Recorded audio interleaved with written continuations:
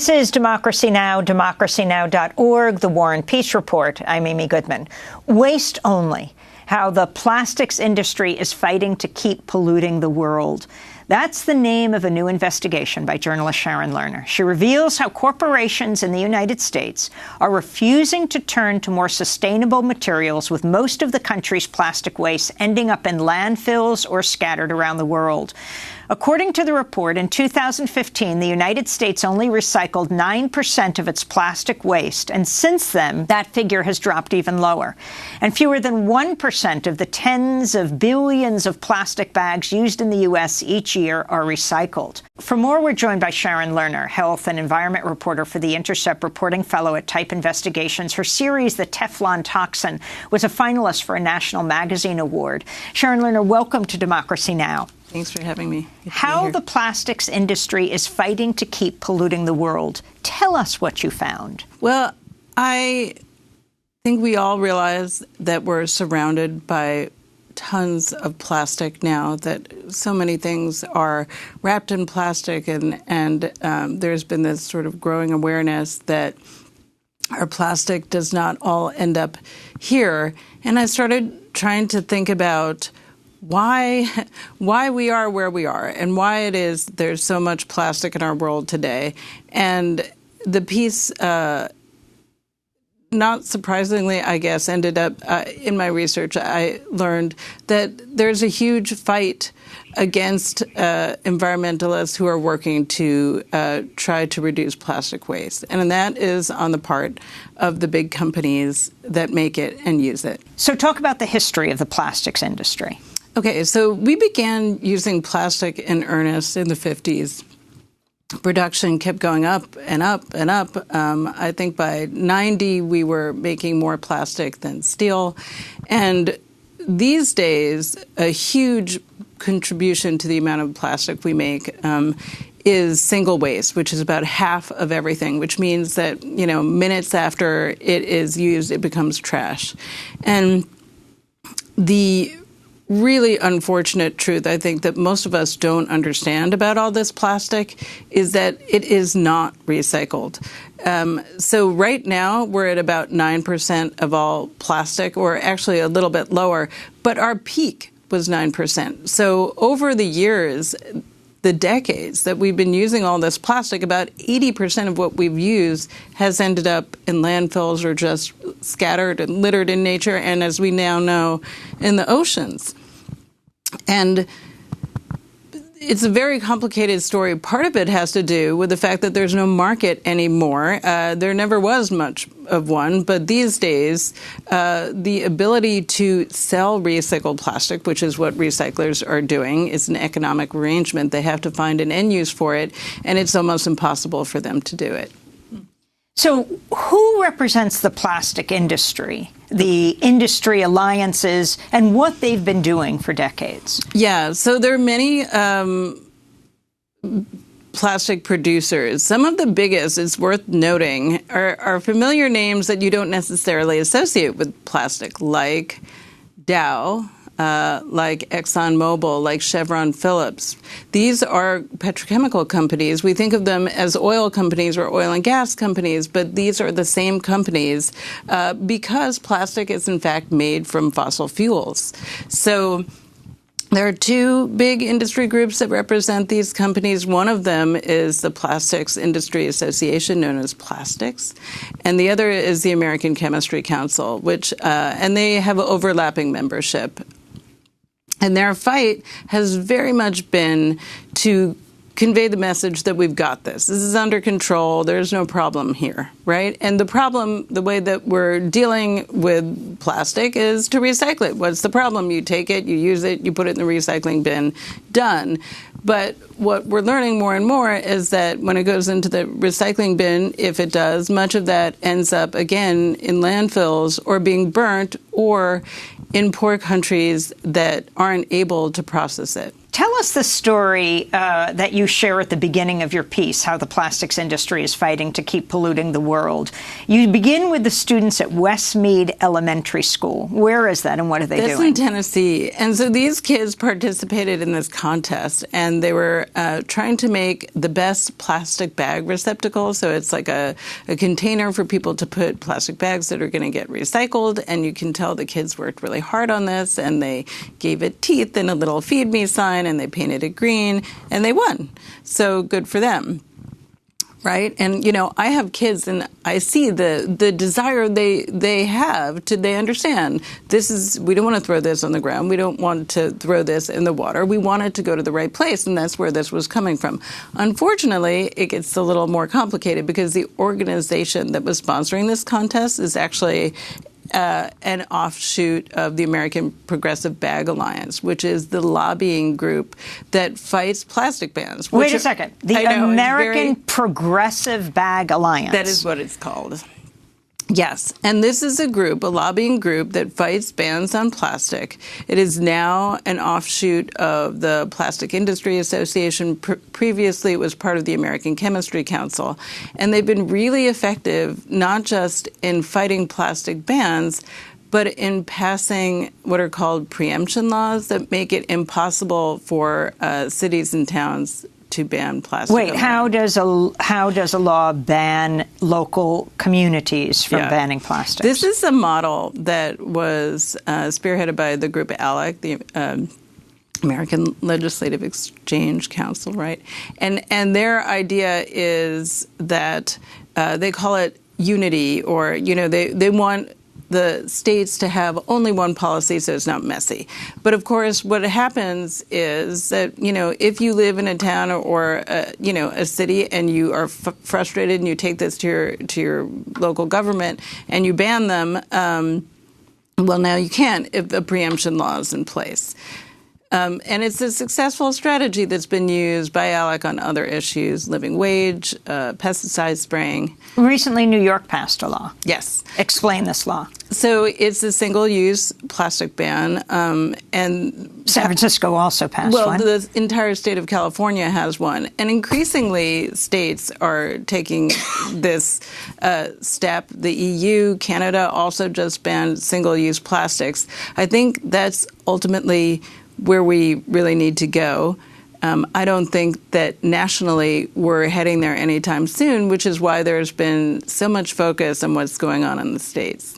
In your report, Sharon, you write about the infamous Cryin' Indian ad that was created in 1971 by Keep America Beautiful, an anti-litter organization formed by beverage and packaging companies. The ad begins with a Native American, who actually is portrayed by an Italian-American actor, rowing down a pristine river in a wooded environment, which becomes more and more polluted. He climbs out of his canoe, walks through a garbage-littered shoreline up to a highway, where a passenger in a car throws a plastic bag full of trash out the window, which lands at his feet. The camera moves in on a close-up as a single tear runs down his cheek.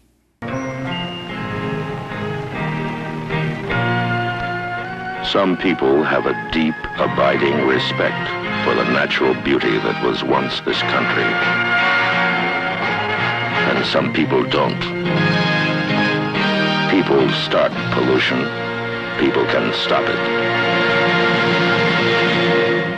The camera focuses in on the Native American, who is not Native American, played by Italian Americans, cheek, and the tear rolls down it. But this is a very famous ad. Yeah. Who sponsored this? So this was the Ad Council, but also is working with Keep America Beautiful, which is this organization, as you mentioned, that's really founded by these beverage and packaging companies.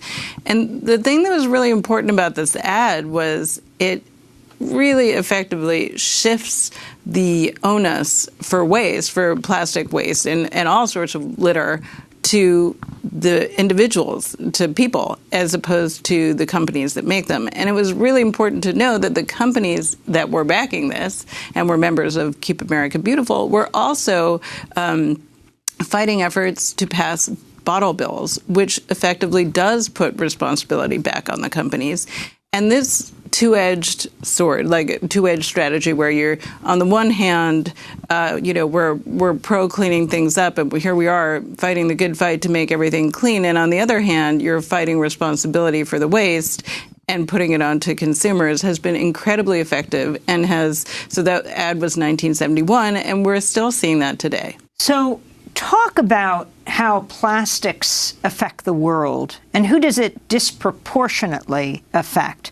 I mean, we've heard about these country-size garbage plastic heaps that are rolling through the ocean, for example, moving through the ocean. And how does it affect the developing world as well? Yeah. So plastic is everywhere now, but it's not equally dispersed. And much of what we're offloading, we're sending to poor countries.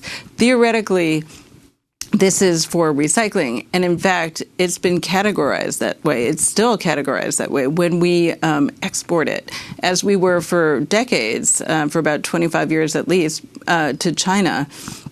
That's called recycled. But in fact, we now know that much of that waste is not recycled. These are countries that don't have the infrastructure and ability to process it. And so we've seen this amazing footage of towers of plastic, islands of plastic, mountains of plastic. There's an amazing film called Plastic China, which documents the effort of a couple of poor families to recycle in China. It's important to know that in 2018, we shifted because China made us. They instituted a new policy called the National Sword, which said we're not taking your waste anymore, at least most of it. And so we've had to find other countries to export to. But we found them. Right now we're sending to 58 other countries, and many of them have no ability to deal with it. And so we're really putting the burden on these poor countries. I want to turn to what's happened with Malaysia. In May, it announced it was sending up to 3,000 tons of plastic waste back to the countries it came from in an attempt to halt wealthier countries from dumping their used plastic under the guise of recycling. Malaysia became the world's main dumping ground for plastic refuse after China banned its import last year. The plastic is smuggled to unlicensed recycling plants from countries including the U.S., Britain, France, Canada, Australia, and is causing environmental problems for surrounding communities. This is the Malaysian Minister of Energy, Yeo Bee Yin. So what the citizens of the UK believe that they send for recycling is actually dumped in our country. Malaysians, like any other developing countries, have a right to clean air, clean water, sustainable resources, and clean environment to live in, just like citizens of developed nations. So that is the Malaysian Minister of Energy, Sharon Lerner. Talk about this. It's exciting, and it's not the only country that is standing up. And in fact, a couple months back, the Basel Convention, which is an international treaty governing waste, made a move to make it more difficult to export plastic to all member nations. And that is moving along, where it's unclear exactly how it's going to play out, but it does look like it'll be much, much more difficult for countries, including the U.S., to export our plastic waste. Worth noting that the Trump administration has objected to it, and it's unclear. Andrew Wheeler wrote a letter to the convention, and it's unclear what effect that will have. Sharon Lerner, can you talk about the significance of Coca-Cola and Pepsi-Cola saying they're pulling out of the Plastics Industry Association? What does this mean? Well, that's right. It's a big deal. A couple days after my story ran, both companies acknowledged that they were leaving this industry group. And this is the group known as Plastics that is the parent group of the APBA, the American Progressive Bag Alliance. And the American Progressive Bag Alliance fights plastic bans, which is really at odds with these sustainability pledges that these companies have taken. Several groups have been pointing this out: Greenpeace, As You Sow, an investor group. And in my piece, I really talked a lot about Matt Seaholm, who's the executive director of the APBA. And again, the American Progressive Bag Alliance. Yes. It's a bit cynical, the name, because it might suggest that it's trying to address the waste from plastic bags, but really it's doing exactly the opposite. And I attended an plastic industry conference in my reporting and saw a lot of folks who are in the plastics industry genuinely distraught about their role in this pollution and grappling with it. And I have to say, Matt Seaholm was not in that category. He is aggressive. He really enjoys positioning himself as the opposite of environmentalists, the antagonist of environmentalists. He's mocked the groups, and he's talked about bans dismissively as like being just based on emotion. And he, I think, went too far for some companies, which, I mean, I wanted to shine a light on this because really the groups he's pointing out and taking issue with and mocking are not in it for the money, the way these companies all have a huge stake in this. These are groups that are genuinely trying to preserve the world. They're trying to deal with climate change, which plastic is a huge generator of. They're trying to deal with species extinction, and they're trying to deal with the huge environmental injustice of putting the consequences of all this waste on poor countries and on poor people within our own country. In your piece, you talk about the Hefty bag story. Yet another example, for fear of making people so cynical they'll just sort of throw up their hands. Tell us what this is all about. So the Hefty Energy Bag Program is this pilot program begun in 2016 by Dow and Reynolds. It's this joint effort. And they began by calling it a plastics recycling program. So they launched on Earth Day, and, you know, part of a long history of corrupting the genuine origin of Earth Day. And basically, their project is supposed to deal with the unrecyclable plastic waste. And so the people of Omaha, the first city where it was rolled out, were given these orange bags and told, put your plastic in these orange bags and we'll recycle them. Well, it turns out, again, that the first place they went, or one of the first places, was an incinerator that had Clean Air Act violations. But it was also to sell Hefty bags. Well, yes. These are plastic bags. Yes, we're using, one of many ways in which we're basically creating more plastic as a solution to the plastics problem. So they did stop sending to the kiln incinerator, but they've done a number of other ill-fated projects with the plastic. Some of it has been reformed into fence posts and decks, which sounds like a really good idea at first. But it turns out, and I talked to some chemists and biologists about this for the story, that the toxic additives that are in many plastics are then in the recycled products, so that we don't know enough about these things, and sometimes we do know that they're dangerous, to put them in a deck that you're going to sit your children on or sit yourself on, or onto roads. Another thing they're talking about, it means a perpetuation of the release of the toxic substances. You also write about the myth of chemical recycling. Explain. Yeah, so this is the latest. The latest sort of big push by the American Chemistry Council and other plastic makers about how we can recycle our way out of this mess. And I'm going to say, put some quotes around recycling, because, again, this is not exactly what it seems at first, because it does seem like a great idea, right? If we could just reuse this and it would be circular, that's wonderful. So the idea is they have sort of two different methods, pyrolysis and gasification. But the idea broadly is to heat up these plastics and then from that extract some waste, some fuel or wax or some other usable product, which it sounds great, except we don't actually know how to do this yet in any economically feasible way, or to remove the additives that I just talked about, those toxic additives. So this idea has been kicking around for about 30 years.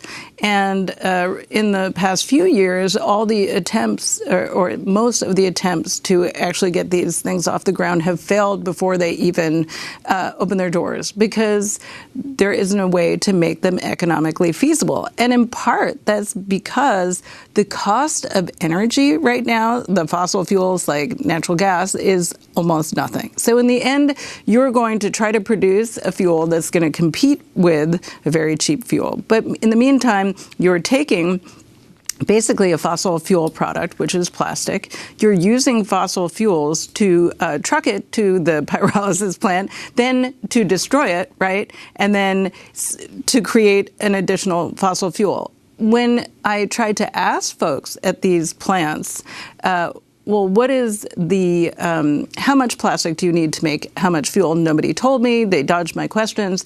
And you can actually see the leaders of this movement within industry, some of the biggest proponents, have openly acknowledged that we don't know how to do this yet. They don't know how to do it. They say sometime in the future we're aiming for it. But meanwhile, even though we don't know how to do this yet, 6 states have passed laws that are facilitating these chemical recycling facilities. Some of them actually explicitly weaken the air pollution restrictions, so they will be able to basically heat and essentially burn plastics and reduce some of the toxic and release some of the toxic emissions under these new laws. Can you talk about what's happening at the EPA? And the massive deregulation that's going on? The most recent story is chlorpyrifos. So chlorpyrifos is a perfect example of how dysfunctional and actually how exactly the opposite of what should be done the current EPA is doing. Now, chlorpyrifos is an organophosphate pesticide. Its dangers have been well known for years. And in fact, there was a push to ban it in 2000. And that's because we knew even back then that it was affecting the neurodevelopment of children. It was killing some people who were poisoned by it in large amounts. And the evidence was already emerging that even at very low exposure levels, it was affecting how children develop. So in 2000, they did manage to restrict it from home use, but it remained on the market for agriculture. And it took many years of work within the EPA and lawsuits against the EPA by Earth Justice and others to push the EPA forward with regulating it and actually removing it from the market. There was a decision in 2015 to essentially do that. And the process, is slow. And in 2016, it was all teed up to go, but there was a comment period, right? And the comment period was expected by those who expected Hillary to win the election to be a formality. And then, in fact, the EPA would go ahead and, as promised, and as the science in the report said it must, ban the pesticide, and exactly the opposite happened, as we now know. And of course, the farmers are affected by this as well. Yes, absolutely. The folks in the farmers' families. Well, it's the folks in agricultural communities who have really laid out exactly why it's harmful. There's an amazing study in California where they have great autism records and great pesticide use records, and folks have combined them and were able to show that exposure to chlorpyrifos in the second trimester of pregnancy resulted in 3 times the level of kids with autism. So basically, if you had a kid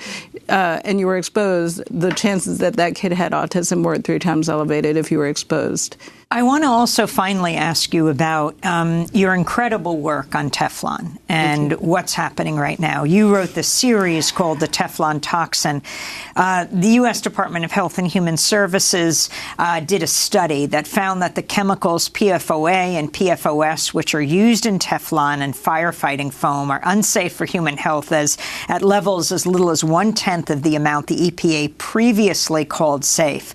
Now, we're talking about chemicals that are particularly found, among other places, around military bases. The Pentagon using foams containing these chemicals in exercises at military bases nationwide. What has happened around this issue? Well, and tell us about exactly what those chemicals are. Yeah, so PFOA is an industrial chemical. It's most famous. We call it the Teflon toxin because DuPont used it when it was making Teflon, and that was sort of the big explosion of its use. It was introduced in the 1940s by 3M, which sold it to DuPont, and it's funny because it's called and it's thought of as an emerging contaminant, as something that, we're just beginning to understand, but it's actually been around, and some people have understood it for decades, understood that it was contaminating water in many, many places, that very low levels can have health effects, and that it remains in the human body, can accumulate there. And the other thing that's really terrifying about this chemical is that it doesn't go away, which is why people call it forever chemical. So it doesn't degrade in the environment on its own. So decades this has been, quote unquote, emerging, and over the past 4 years, it's really been heartening that finally there is some movement on this. And so we did see really exciting pushes in Congress and this recognition finally by the regulatory agencies, particularly EPA, that something needs to be done. That said, the folks who are being exposed to it will tell you that it's not enough. You talked about the level. I was at a conference a month or two ago with the head of the NIEHS, who actually said that the safe level That's the National Institute of Environmental Health Sciences, and she was saying that a safe level for PFOA should actually be 0.1 parts per trillion, and the current level at EPA is 70, so that's 700 times lower. And she was basing this on studies that her branch of government had done on rats that showed that very low levels of this chemical produce pancreatic tumors and cancers. So I we did publish a link to that research, which I think is really important. But I think that we're going to see the level go down and down and down as we get more science. And some people have said there is not a safe level. I can see why they would make that argument. But can I say one important thing to realize about these chemicals is that we are focusing on PFOA and PFOS because they're the best known at this point. And PFOA is known again because of DuPont and this huge litigation that happened in West Virginia against them. PFOS, which is made by 3M, is a major ingredient in firefighting foam. But there are actually thousands of chemicals in this class, and none of them degrade. And as we have been voluntarily phasing out PFOA and PFOS, the industry has been phasing in replacements that are also persistent, that also accumulate, and that also are, as we begin to study them, show that also have similar problems with health. Finally, I wanted to get your comment on this. The Trump-Pence campaign website offering a pack of 10 Trump-branded red plastic straws for $15 alongside a caption reading, "Liberal paper straws don't work." Politico reports the first batch sold out within hours and that the straws have raised nearly $500,000 for Trump's re-election bid. Yeah. I mean, they're not even theoretically recyclable, and if it gives them joy to, put plastic into sea animals, into the world, it's waste. Well, I want to thank you so much for being with us, Sharon Lerner, journalist who covers health and environment for The Intercept, reporting fellow at Type Investigations. We'll link to her series, The Teflon Toxin. It was a finalist for a National Magazine Award, as well as her latest piece, Waste Only, How the Plastics Industry is Fighting to Keep Polluting the World. It published again in The Intercept in partnership with Type Investigations. This is Democracy Now! I'm Amy Goodman. Thanks so much for joining us.